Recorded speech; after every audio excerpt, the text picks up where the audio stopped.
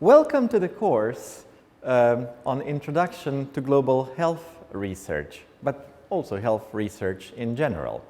We will cover a number of topics, starting today with just basic epidemiology, statistics, and evidence, which is usually in the root of every health research. My name is Igor Rudan. I'm a professor at the University of Edinburgh, professor of international health and molecular medicine, and I co-lead the Center for Global Health Research here and the World Health Organization Collaborating Center. So this lecture, the first in the series of 7 lectures, which is going to span across the fundamentals really of health research, is going to be covering the topics such as what is the definition of epidemiology? Can we think about where the epidemiology came from and where it developed from? What are the uses of epidemiology these days? What is the epidemiological method? What study designs can we use in health research? A little bit about statistics and evidence, and showing that statistics is really just serving the research, but it is the design that is everything. Statistics then just helps at the end, but conducting the research is really much more than statistics. Many people think when they start getting into health research that this is all going to be statistics. Many people are just scared and worried that this is going to be about numbers and mathematics and complicated formulas. In fact, I will try to convince you through this course that it's all about very good design of the study and planning your study and thinking through all the possible biases and confounding and chance effects. And if you plan your study well and design your study well, you hardly ever even need the statistics. They're just something that you do at the end to please the reviewers and to publish the paper. But if you've done your work well, then statistics doesn't come into play at all. It's almost unnecessary. Whereas if you didn't think through your study design, and if you didn't think about what you're doing and didn't plan the study well, if you made a lot of mistakes conducting the study, then no statistics can possibly help your research and your work. Finally, there's going to be a little bit about how we assess this course. Okay, moving on. So what is the definition of epidemiology? This word comes from roots epi, demos, and logos. You know, in ancient Greek, this was about the people of districts a study of. What does this mean? Well, doesn't look like it means anything much, right? But this is, I like to think about it as something that came about the people. So if you think of the population, then these are some problems that are burdening this population, that came on the top of them and that are concerning them in some way, right? And you can see here your population, and then these people here suffer from first disease, these people here from the second, third, fourth, and so on. And you can even see that some diseases are overlapping and some people are suffering from more than one disease, right? So we can think of epidemiology as a study of the distribution and the determinants of disease in some population of our interest.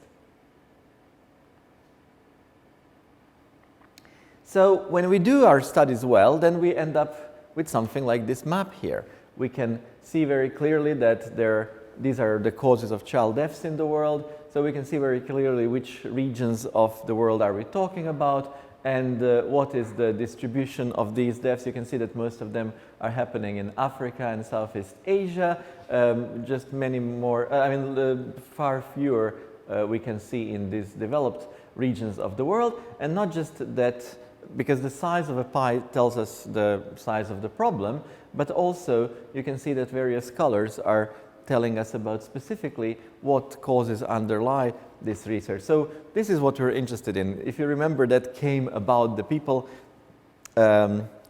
interpretation, then you can think of it as these big circles coming over the population, and the size is showing you what is the size of the problem, and then you want to know also the distribution. And when you have information like this, then you can start doing something about the problem. So the first step in health research is always define the problem and define the size of the problem, and then you can start exploring why this problem happens and what can you actually do about the problem. So it is not only the burden which is shown here, but it's also the architecture of this burden that we're interested in, and also the interventions that we can apply in order to get rid of this burden.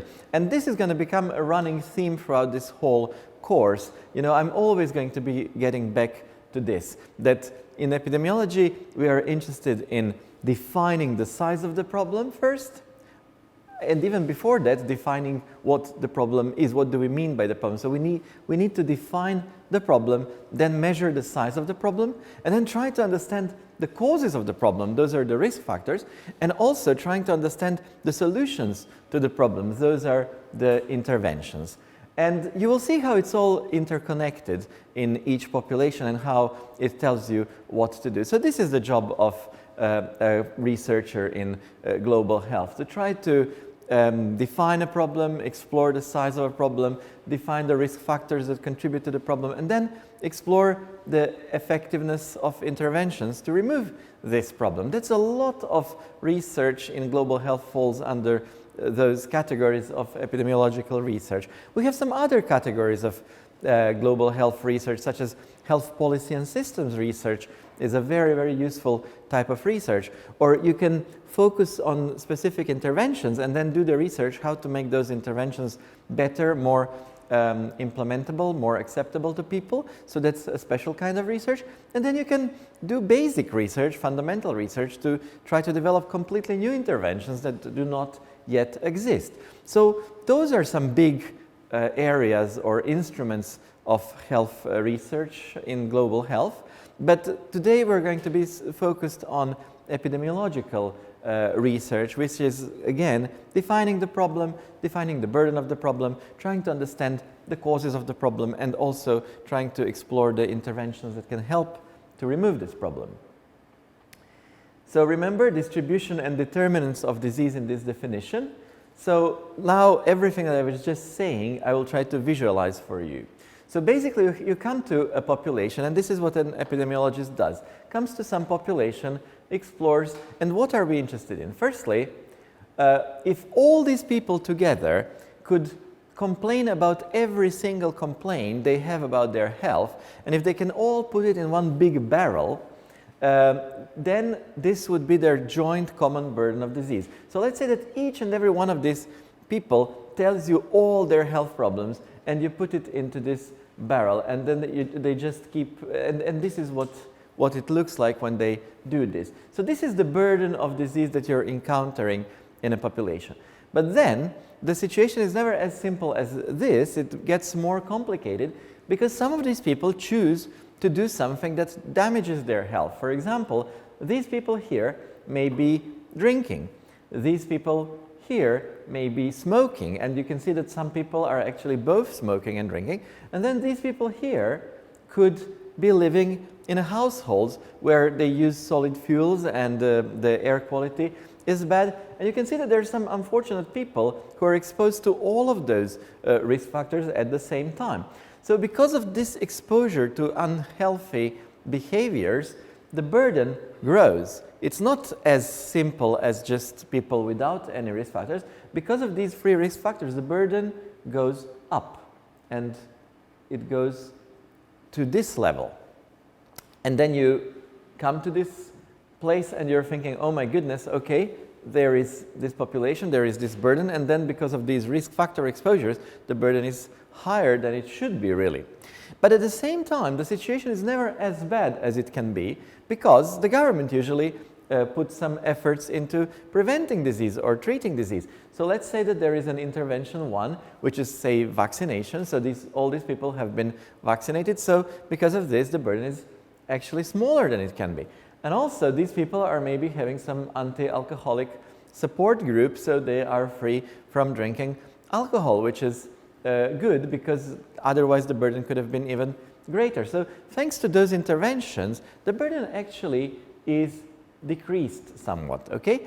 And then this is what your job is, to come to a population and to define the burden of the problem, and to also understand the architecture of this burden. So why is this burden this big? What constitutes this burden? What kind of combination of baseline risk plus the risk factors plus the interventions all together form this kind of the burden of disease? Because the burden is fluid. You could see that it can go up, it can go down. So the burden is something that constantly changes, like stock market prices. Why? Because in stock market you have optimism, you have pessimism. Here you have risk factors, here you have interventions. So if the risk factors prevail, then the burden goes up. If the interventions come in and prevail, and people avoid risk factors, then the burden goes down. So the burden fluctuates, and you need to, when you capture the burden, you need to understand that this is something just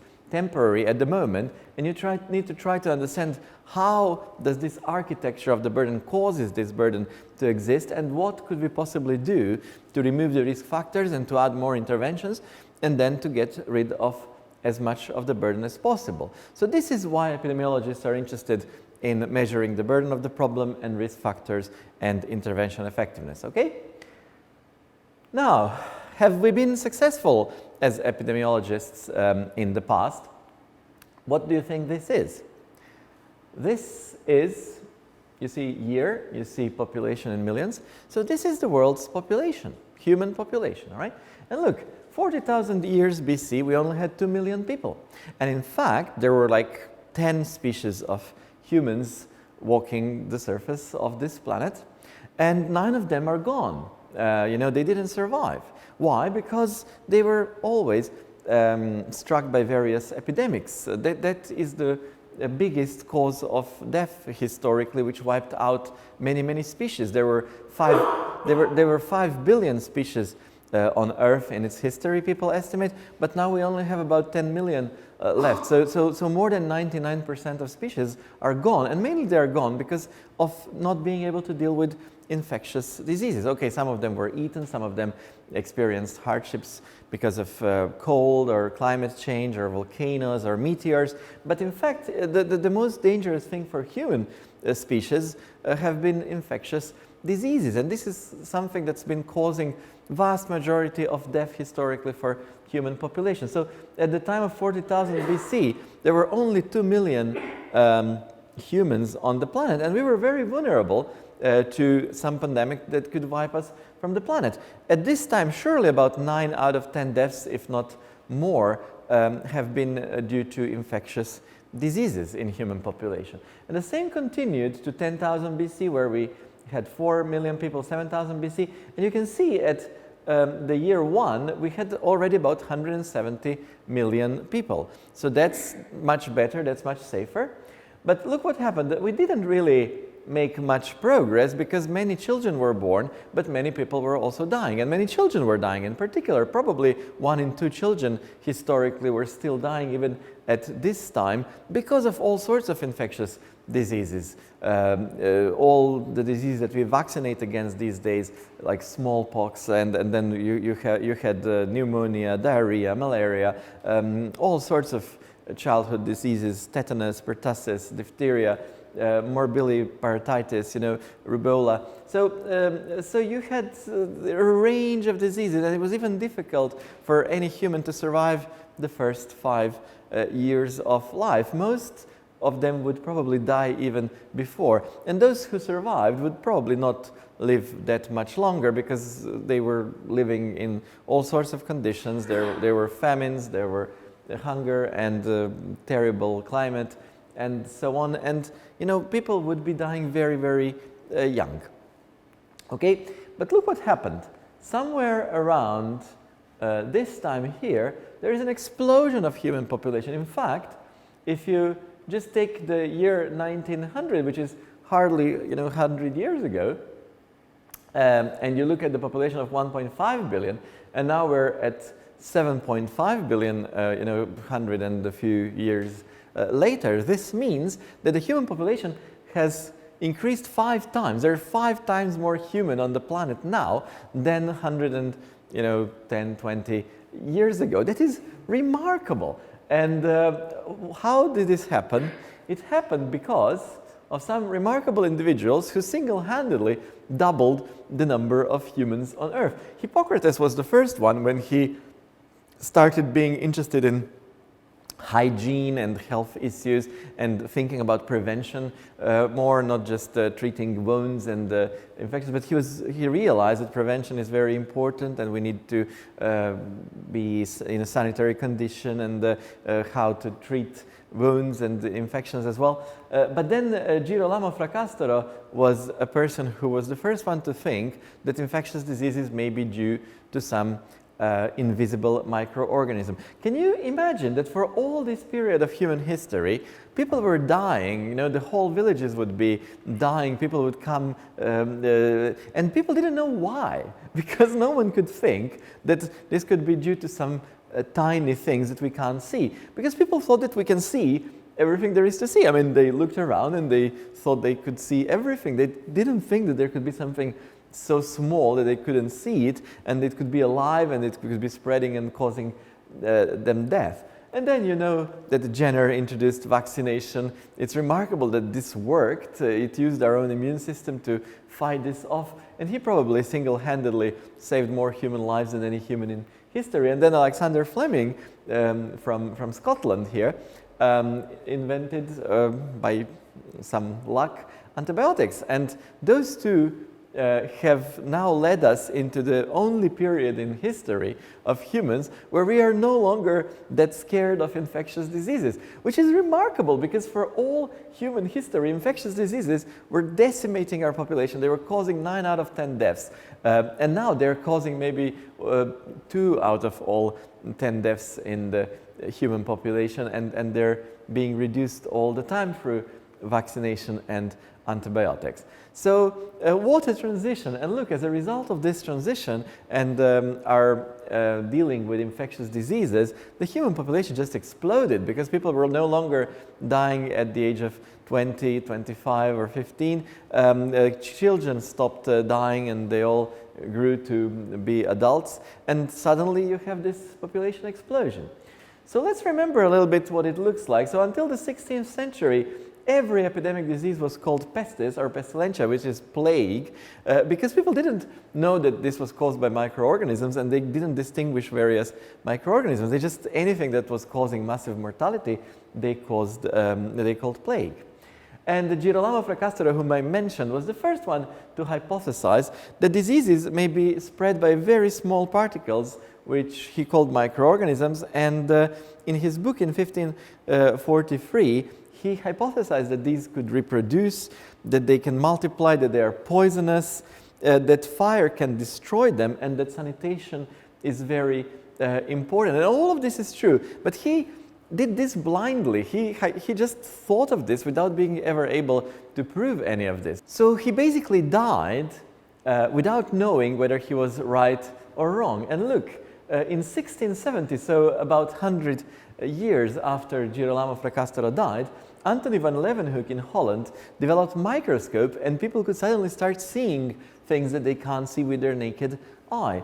And he proved the existence of microorganisms. It was incredible to be able to take some material from a flesh wound and look at it under the microscope and see these little things there being alive and multiplying and causing trouble. So that was unbelievable. Imagine that kind of discovery suddenly, that there are micro worlds of living particles that you had no idea about, and they could be causing all these problems to humanity.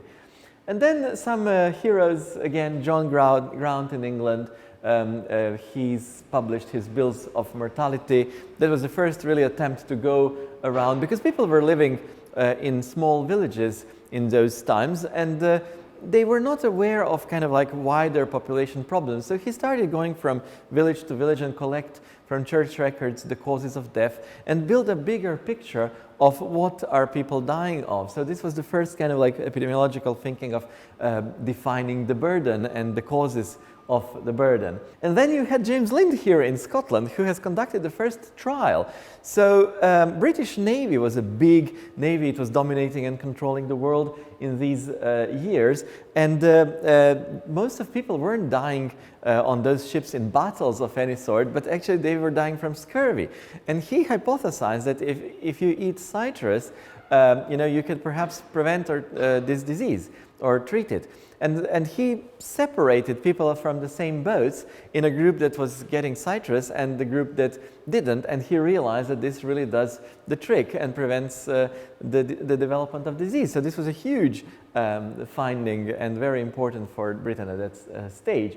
Edward Jenner, I mentioned, my all-time hero, obviously, he has managed to figure out that you can vaccinate to prevent disease. It was all by working as a GP in one village and noticing that you can provide the cross immunity to smallpox to children in the village if you cross immunize them with cowpox.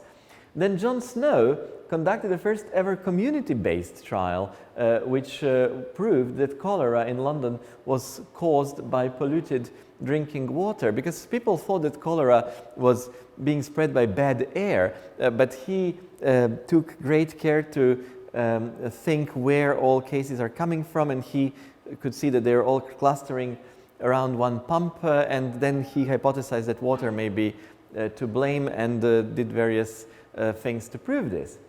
Then Louis Pasteur clearly took everything many steps further. He not only developed many vaccines based on following up on work by Jenner, but the other problems with microbes in those days was that food was poisoned and drinks were poisoned. Milk, beer, anything would get poisoned very soon, and if you didn't know how to keep them under conditions to prevent them from going bad, you would get all these problems, and people were sick and dying from food poisoning and poisoning of whatever they ingested. And finally, you had Alexander Fleming here in Scotland, who discovered penicillin, and this is now keeping us safe from many bacteria these days. Okay, so thinking back to this development of problems and their solutions, obviously, epidemiology was mainly focused on etiology and transmission of infectious diseases, and this is really something that began as a field in 1850. And then it moved to etiology of chronic disease in 1950, then health status of population and planning health services around 1960. Effectiveness of medical care became of interest again in 1960s, and then it moved into clinical setting, and the clinical epidemiology was developed in 1970s, and finally nowadays we even have molecular and genetic epidemiology developing from 1980s. So you can see how logically epidemiology was being developed, and it's still developing. This is not nowhere nearly the final stages. Now, there is something that's called epidemiological method that has really helped us to achieve all this progress and improve health. And what is epidemiological method? Well, this is a process which has these stages which I tried to explain very early in this lecture. Firstly, you define the disease. You have to say what do you consider a disease versus a healthy status. And this is not always simple or easy, and doctors may not always agree that someone does or does not have a disease. So case definition of the disease is the first step. You need to be very clear about case definition so that you can compare various estimates of the burden across many countries or cities or places and populations, right? So the next thing is then counting the frequency of disease in the population. Clearly, you have defined what do you mean by disease, and then you have to go into your population and say how many people in the population have a disease or not. Now, this population doesn't need to mean the whole population of a city. It can mean just a sample. So we're talking about counting the frequency even in a sample of the population. That's fine too, and we will see how we actually use this later.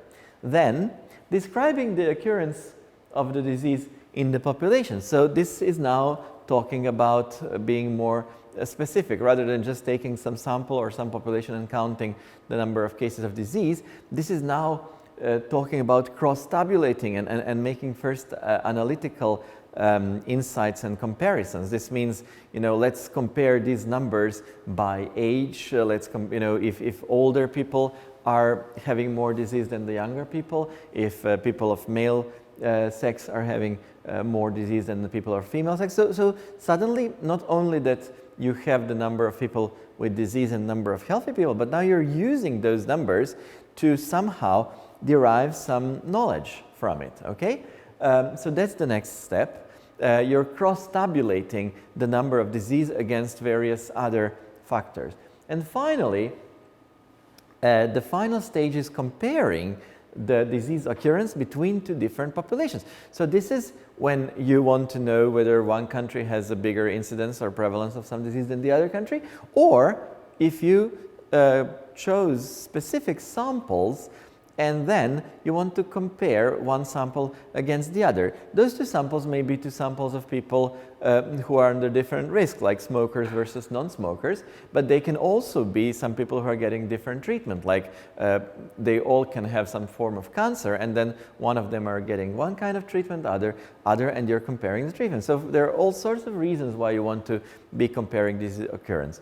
And for this simple method of 4 steps, we have derived most of the knowledge in medicine to this day, because most of biomedical research to this day has this kind of stepwise approach in its root, okay? That you firstly define what the disease is, and then you count the frequency of the disease in some populations, and then you cross-tabulate against possible risk factors or possible interventions, and then you compare the effects of risks or the effects of interventions in various populations, all right? So that's how we derive knowledge. This is how we advanced medicine from very early stages. And we can use some study designs once we agree that we will use these methods. There are several study designs, and one is the cohort study. That's every epidemiologist's favorite design, because it is just so good in so many ways, protects us from so many possible mistakes. And don't get confused if you see the prospective or longitudinal. This is all exactly the same thing. Cohort or prospective of longitudinal is talking about the same design, the design that starts now and then goes into the future. Then you can have a subset of a cohort study, which is a controlled trial, which can be a randomized controlled trial, double-blind controlled trial. Don't be thinking, what is this now? A controlled trial is really a subset, a very specific subset of a cohort study, which is making cohort study even better than it is. Then you have a case control study, and I will show you. This is usually something that we use for exploratory purposes initially.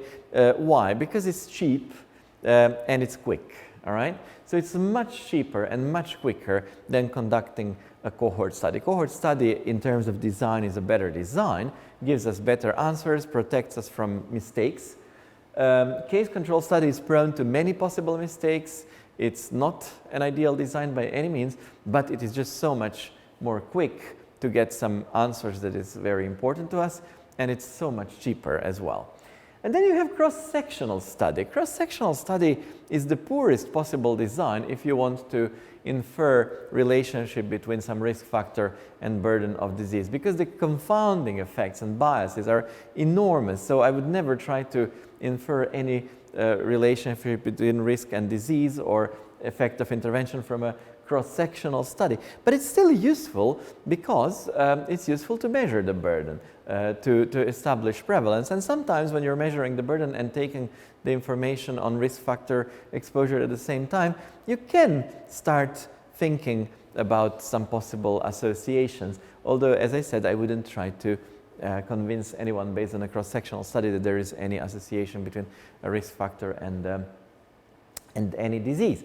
So remember this. This is the weakest of all designs, cross-sectional study. And then case control study is a bit better. And then cohort study is much better. And then randomized controlled trial, especially if it's double-blind, that's the best design we have in epidemiology. And I'll explain why is this, all right?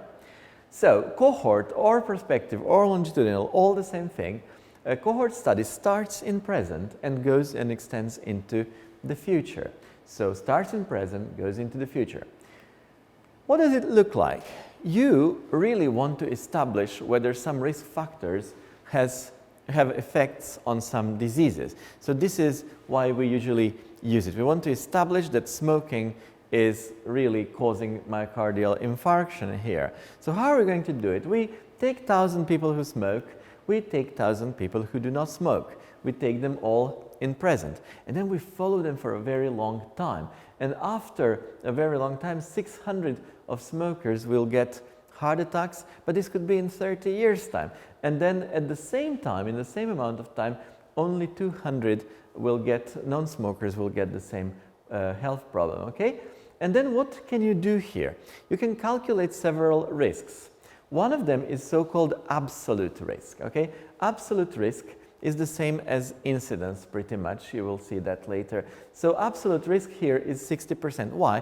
Absolute risk is just the risk that over a period of time something bad would happen. So you have to define what period of time are you going to take. This could have been 30 years here. And then this just means absolute risk after 30 years that the smoker will have a heart attack is 60%. And for a non-smoker is 20%, okay? So that's absolute risk. But when you know these absolute risks, you can calculate something that's very interesting to any epidemiologist, which is a relative risk, okay? And you get it by dividing absolute risk in exposed with the absolute risk in non-exposed. You divide those two and you get number 3, which means that the exposed to risk factor have 3 times greater chance to develop a problem over the same period of time than those who are not exposed, okay? So that's really useful to know because, you know, if someone's smoking, someone's not smoking, I can tell the smoker, you're 3 times more likely than this person to develop heart attack. That doesn't mean that you're going to develop it because you can see that some people didn't. And this doesn't mean that the non-smoker will not develop it because you can see that some people did. But at least you can tell them, well, you know, you're not operating at the same level of risk. You're taking 3 times greater risk than the other person if you're smoking. Okay? So relative risk is always the most interesting in health research because we need to try to prove that it's greater than 1. If the relative risk is 1, that means that you're dividing the same number with the same number. That means that both absolute risks are the same. And then you divide them, you get the relative risk, which is 1. You need to prove, as a result of your research, that relative risk is significantly different from 1, and then you have proven that something is a risk factor, and this risk factor contributes to the burden. Now, what is a randomized control trial? That's even better, because sometimes you do a prospective study, but there is something else about these people who are exposed. So all smokers could also be coffee drinkers and non-smokers may not be drinking coffee. So you think you're exploring the effect of smoking, but in fact you're exploring the effect and capturing, and this is all due to the effect of the coffee drinking. So, you know, to protect yourself from that kind of a problem, you start with smokers who you believe are maybe then all going to be coffee drinkers, and you have to randomize them just completely randomly and let one group randomly quit smoking and one group continue smoking. But they have to be random so that all things that smoker also have in common, like coffee drinking, are randomized. So that you expect that all of them, this group of 2,000 people, will have the same distribution of all other risk factors apart from one thing, which is that one group continued smoking and one group quit smoking. And then if you see this kind of difference, then you can be sure that this is due to smoking. I mean, you can still not be completely sure, but if the sample size is big and the randomization is truly properly random, then there's no reason to expect that all the other risk effects would not be completely randomly distributed between those two groups and that they should then be the same. This is why we're doing this randomization, to completely level all the other background effects and try to get rid of this confounding. Confounding is the biggest problem.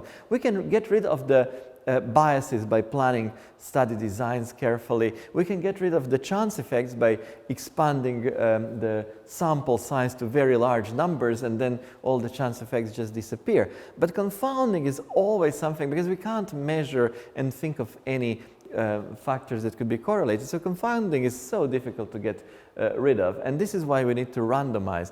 And so the question, if the question is why do we randomize? We randomize to make sure that all the possible confounding effects are the same between those two groups which we are randomizing. Okay, And then, again, you have the relative risk, but this time you're far more sure that this relative risk really is a consequence of smoking, because in the previous slide, this relative risk could have been a consequence of smoking, but it could also be the consequence of anything else that smokers do or have which non-smokers don't. Maybe they're of lower socioeconomic status, maybe they're of lower education, maybe they're of lower socioeconomic status, all right? So those things could have contributed, right?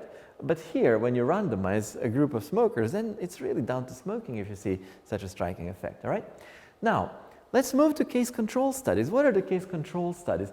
They are also called retrospective studies. Why? Because you start now, but you look back. So at present, you take some people and then you look in the past. Here, we don't take people who are exposed and people who are not exposed. We take people who already got the disease, and then we take people who did not develop a disease yet. And then we ask them about their history of exposure. So this is a completely the other way around. There we had everyone exposed and no one exposed. Here we have everyone diseased and no one diseased. And we are trying to look, what was the exposure to risk? Was it bigger among those who got the disease or not? These studies are easy to conduct because we can conduct them in a hospital setting. We can just go to a ward and take all 100 people there who have heart attacks, and then we can take somewhere else from the hospital 100 people who came because of the knee injury, for example, which we presume is random, although that's a very big assumption. And this is what the problem is with the case control studies, that your sample, your control sample is never a proper control sample. You never know whether you are really comparing like when you're comparing people with a disease and people who are not having a disease. And hospital-based controls can be very, very difficult to serve as a good control group, because they're in hospital for some reason, so something must be wrong, and it's very difficult to pick a control sample from a hospital which is not in itself somehow biased and could be under systematically greater exposure to some of the risk factors that you're exploring. And note that in the case control design, you cannot establish absolute risk, because absolute risk is a risk of something bad happening over a period of time. And here you don't have a period of time. You have to go back. So it's not about something bad happening. It's about being exposed some time ago or not. But it's not about something bad happening. Something bad already happened to all these people, and it didn't happen to these people. So you can't establish absolute risk. If you can't establish absolute risk, you cannot establish a relative risk either, because you get it by dividing the two. So what can you do? You can only estimate relative risk by a measure which is called odds ratio. And you're going to see a lot in the literature this odds ratio. Odds ratio is an estimate of the relative risk. It's the odds that the case was exposed divided by the odds that healthy control was exposed. And this is how you measure it. If this is A, this is C, this is B, and this is D, then you do this and you get a number 3.5, which is very close to number 3, which we had before as a relative risk, okay? So it's not the same, but it's a good estimation of relative risk. It's the best we can do under the circumstances. But please don't make a mistake if someone asks you what is the relative risk in a case control study, or if the question is a case control study established a relative risk of 2.5, then you need to immediately know that this is not possible, because the case control study or retrospective study cannot establish a relative risk ever. They can only assess it through odds ratio, right?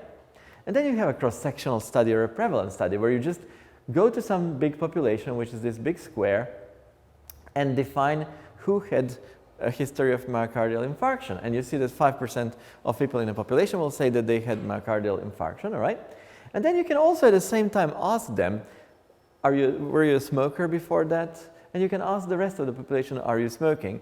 And then you can try to infer something from here, but this is just so dangerous, because firstly, some of the people who got myocardial infarction have died and they're no longer in the population. Some people who got myocardial infarction as a consequence quit smoking, so this is called reverse causality, when you're finding a less prevalence of smokers among myocardial infarction prevalence studies, because they were all told to quit smoking. So there will be fewer smokers perhaps here than here. So firstly, you lost some people because they died, and secondly, you may have a reverse causality operating, that people change the behavior and now it looks like there are fewer smokers among those people than in the general population who did not yet get the myocardial infarction. So this is why we don't try to make any inference from cross-sectional or prevalence studies, and it's always all happening in the present, okay?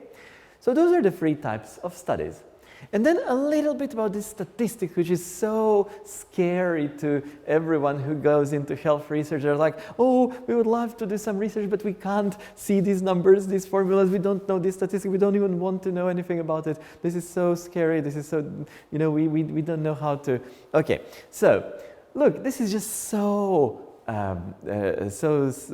silly to be worried about this, because 99% of research is really designing, planning, conducting research, gathering evidence, and then showing something like this, you know, showing like this. And when you see that there is 600 here and 200 here, why do you need the statistics? I mean, for goodness sake, you can see that this is 3 times bigger than this. Why do you now need to say this is p-value less than 0.000 whatever? You know, who cares? I mean, my answer is that these guys are 3 times more at risk than the other guys. Who cares what the p-value is? And so if I do it 10 times over, every time I'm going to get the different p-value. What's important is that I have designed my studies well, I have confidence in my data, I know what I was doing, I was thinking about the bias, the chance and confounding in my design, I made sure to minimize their effects, and now I have this answer, and to me, I'm very happy with this answer. It's a very clear answer, it's telling me something, and why do I need to care about what is the p value of this, all right?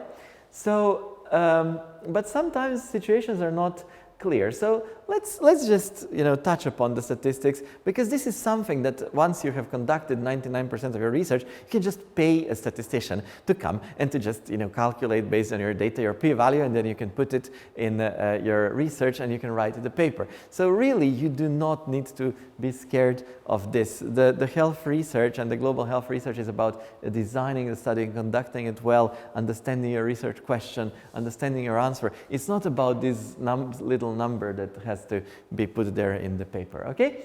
And what do we mean by statistics? Statistics is a tabulated numerical information, and it's a discipline which is the art and the science of handling uncertainty. So statistics is really about handling uncertainty. It is when you get your answer, but look, now I want to say something good about statistics, because so far I was downplaying its importance to make you less scared of it. But now I want to explain why is it also extremely useful. It's extremely useful because when you get your answer, you want to know what are the chances that this answer may be wrong, all right? Because it's great to see that something is 3 times bigger than something else and you have a clear answer. But still, in the back of your mind, you're thinking, what is the chance that I may be wrong here, that I'm misleading the policymakers, that this is really not the case? And then it's much nicer if you can come in front of a policymaker and say like, look, there is only 1 in 10,000 chance that I'm wrong, than if you can say, well, there is 1 in 3 chance that I'm wrong. That's obviously a very big difference, because it's nice if I'm a policymaker that the research comes to me and tells me, well, look, you know, smokers are at 3 times greater risk. We need to abolish smoking. But I'm a policymaker. I'm like, man, abolish smoking. People love to smoke. You know, people enjoy smoking. It's very difficult to quit. If I am going to put my politician's career on the line, you know, I need to be absolutely certain this is true. So how certain you are that this is true? And if you say, well, 1 in 3, you know, I'm 67% certain, he's going to say, man, that's not enough. But if it's like 1 in 10,000, then it's good. And you know where this is relevant? Well, climate change, all right? So look what's happening. The climate change scientists are in a horrible situation. I wouldn't like to be in their skin, because, you know, they're seeing the climate's changing, and there are 2 research questions. Is the climate changing or not? well, it looks like it's changing, but they're only 93% sure. And the implications are that we need to, slow down the economy, abolish, drilling oil, and saying people not to use cars anymore, and save energy. I mean, these are enormous consequences if this is true, but they're only 93% sure. In science, usually you need to be 95 or 99% sure before you're able to go out with your results. And then there is even bigger research question, which is this climate, if it's changing, if we're 95 or 90, even if we're 99.9% sure that the climate is changing, is this really due to human effect, or is it just sun having its cycles, or something else that we can't even understand, magnetic fields, or just a normal thing that happens from time to time with Earth? So is it human induced? And that is where the uncertainty is much bigger. They're not certain at all. They may be certain 70, 80, 90%, but certainly not 99%. And then the big industries are going to say, look, if you're not 99% certain, we're not going to change anything. So, they had huge fights over what to do. Those who were really like scientists, they say like, we don't want to embarrass ourselves and say that there is some climate change and global warming, and only to be wrong, and 10 years later we are completely ridiculed. The scientist doesn't do that. But then there was another group of scientists who were saying like, look, if we are right and we don't speak up, we're all going to be doomed if we don't do something. So let's forget about statistics here and level of uncertainty, and let's just go and tell people that we're all in big trouble. So you see how it's all working. So statistics is extremely useful in telling you how uncertain you are about your answer.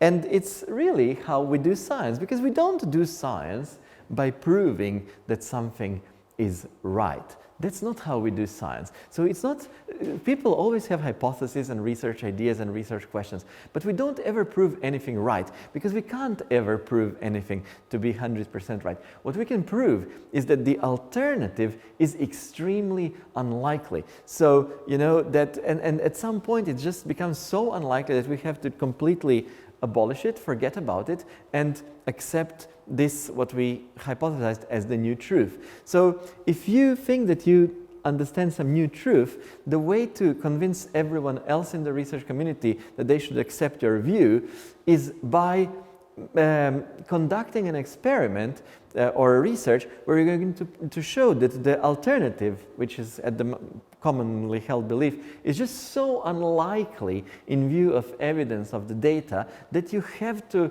reject it. So we are proceeding from known to unknown.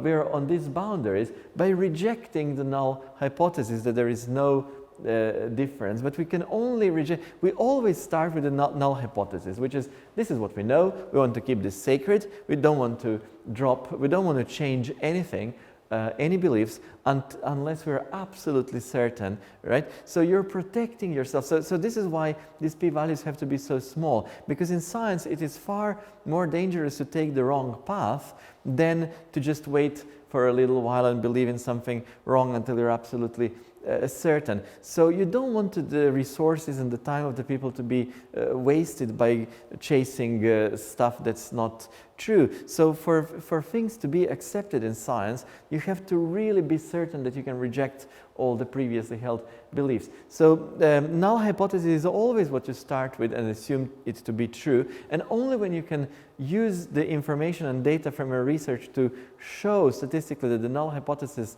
becomes so much less likely than you thought, that it really reaches a ridiculously low level of likelihood of 1% to be true, for example, then you can reject it and say it's 99% likely that it's not true. So this is how we go in science, not by proving that we are right, but by showing that the alternative view is just so unlikely that we should all discard it and accept the new view as a knowledge. And this is why knowledge is fluid, because knowledge is really, what is human knowledge? Human knowledge is just the sum of all our hypotheses and all the probabilities that we assign to those hypotheses based on the best possible information that we have gathered so far. So, you gather information, and we're constantly gathering more and more information, and you adjust the probability that you assign to various beliefs. So, and this is why human knowledge is not something that's kept in books, because if you look at the books from 50 years ago or 100 or 500, you would see all sorts of things there that we no longer believe to be true. Why? Because we were gathering evidence all the time and information, and in light of this information we were changing the probabilities that we assigned to various beliefs, and some of these things just had to be discarded over time, right? So the classical science is hypothesis-driven science, and the hypothesis is incorrect until proven correct beyond reasonable doubt. So similarly to how we imprison people, you assume that the person is innocent until you can really prove beyond reasonable doubt that it's guilty. In the same way we advance science, we assume that the new hypothesis is wrong until you can prove beyond reasonable doubt that it's probably should be considered to be right. This is why we have such stringent p-values and large samples, because it's so much more dangerous to take science down the incorrect path and waste resources than to reject the correct path until there is more conclusive evidence. In the same way, it's more dangerous to imprison an innocent people than to let a guilty person walk free, because the guilty person will likely commit some problem again, and things will clarify over time whether he is guilty or not. The same thing with science, So, but now we have modern science.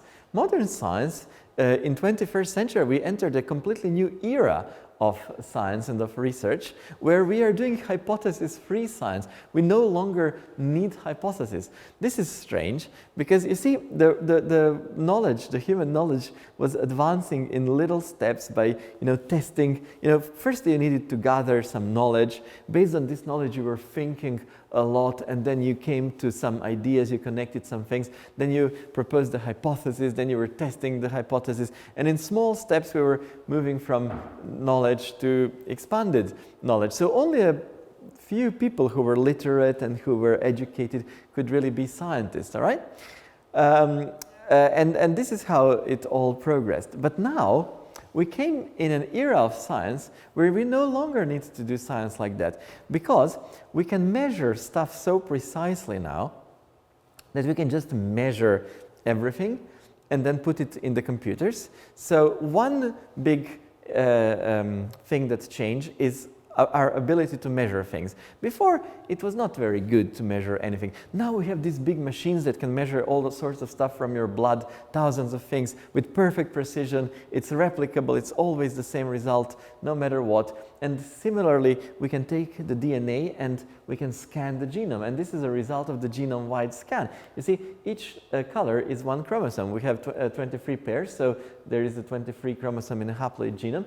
And each dot is one place in the genome. So look at this now. This is how we do hypothesis-free science. We measure something like uric acid in this case. We measure uric acid in the blood, and we want to know which gene controls uric acid. So if we did it classical way, we would need to firstly study all 25,000 human genes and what do we think they could be doing, and then we should hypothesize which 10 or 15 genes may have something to do. Then we would develop a design that would look at the genes, people who have this variant of those genes and that variant of those genes, and whether there is a difference in their uric acid level. That would be the hypothesis-driven research. Now, we don't have to know anything about any gene. Look, we just screen the genome, read it, okay, and it's 3 billion letters, okay, many, many dots here. And each letter could potentially be associated with uric acid. So we don't need to know anything, we just need to measure it perfectly, precisely, and we measure perfectly the uric acid. We do this in 100,000 people or even 500,000 people in the UK Biobank. So we make massive sample sizes, all right? We need those big sample sizes because we're doing so many multiple testing that by pure chance, testing so many letters in the genome, you are going to get some false positives. So this is the problem with this hypothesis-free science. But remember, no hypothesis, just massive measurements, okay? And look, we don't want to have 3 billion letters because the likelihood of false positives would be so high that it would be difficult to manage. So here we actually have 300,000 of these dots. So we reduce this 3 billion to 300,000 of very most informative polymorphisms. And now we're looking what is the p-value of each one of them to split people in this sample to those with high or low uric acid. And this is the p level of 1 in 1,000. This is a p level of 1 in 1, 2, 3, 4, 5. So this is probably 1 in 100,000. Now look at the beauty of this. So the chance here is 1 in 100,000 that you're wrong. So for this dot to reach as high as this, that means that the chance that it doesn't have anything to do with uric acid levels is less than 1 in 100,000. But look, this is not enough certainty. Why? Because we have 300,000 markers. So you expect among 300,000 markers that 3 of them will show this p-value just by pure chance, by the chance of distributions of people within these samples by uric acid if you did this 300,000 times. And look at this dot, look at this dot, and look at this dot. Those are the 3 dots which are false positives. Although the p-value is less than 1 in 100,000, they are all false positives. None of these things here have anything to do with uric acid. What does is this on the chromosome 4, this locus, 1, 2, 3, 4, 5, 6, 7 markers go all the way to less than 10 million or 100 million. So the chance that this place here in chromosome 4, which is the gene SLC2A9, doesn't have anything to do with the uric acid levels is less than 1 in 10 million. So that is the level of certainty you need and that you can be happy with to decide that this has something to do. But you're absolutely certain. We reached the level of p-values of 10 to the minus 200. So it's more certain that something in the body is linked with some disease or some trait than that the universe actually exists, you know. So we can be absolutely certain of those things thanks to this hypothesis-free science. And we don't need to know anything about it. And then the computers are now so great. So I said, what is enabling hypothesis-free science? Firstly, massively precise measurements, okay? And secondly, computing power, the computers, because we need to store these massive amounts of information and we need computing power to then calculate all this in hundreds of thousands of people with hundreds of thousands of markers. So you need enormous powers. For weeks, computers need to work.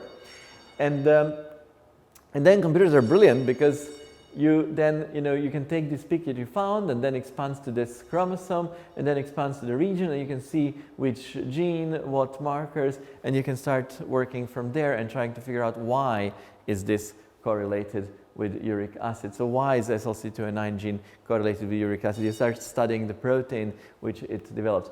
So what is so appealing about this hypothesis-free approach to science? It's virtually completely free of any human bias or opinion because, hypotheses were all based on knowledge that we couldn't be certain of. You needed to acquire the knowledge and then you needed to be clever, think of a hypothesis. But then many people, unfortunately, were so convinced of their hypothesis that they would kind of, try to make results look a bit better when there's something wasn't fitting. They would kind of like drop it and so to make it look better. But computers don't do that. They just tell you exactly how things are. There is no room for opinion, bias, any kind of cheating in science. It doesn't depend on any previous human knowledge. So we can make large leaps forward in knowledge and discovery. We can find things that we maybe wouldn't find for another 500 years because the science wouldn't get there. But now we just measure everything and look, and suddenly we find the things that are absolutely certain to be true. So basically we are getting the correct answers before we ever asked the question. Before it was you ask the question and you try to answer the question, yes or no, test the hypothesis. Now we get the correct answer. We get these two things are certainly correlated. But why? So we have to play detectives and work backwards. Science now is working backwards from a certain knowledge to why is this so, rather than gathering knowledge in a linear forward way. And it's all based on extremely accurate measurements. So the developments of high precision measurements possibility to store the biobanks, develop large biobanks and computing power have enabled us hypothesis-free biomedical research and health research. And this is now becoming really exciting and real mainstream. And we're learning far, far more than we could have imagined 20 years ago, thanks to all these developments. It's a completely new era of science, all right? Okay, thanks very much. So that was the first in the series of lectures.